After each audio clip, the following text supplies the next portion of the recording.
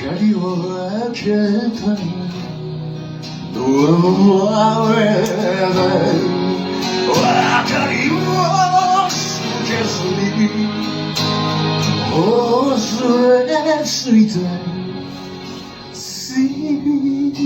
クレットな思い出され誰にも言えずにシークレットな音を立てて絆が切れた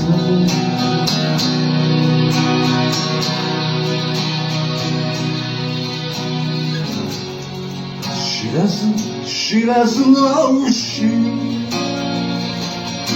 君と歩き始めた知らずのうちに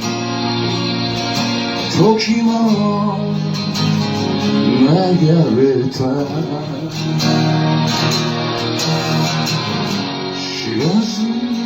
知らずのうちに君と暮らし始めた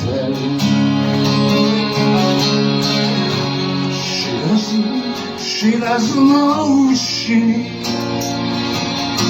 離れられなくなった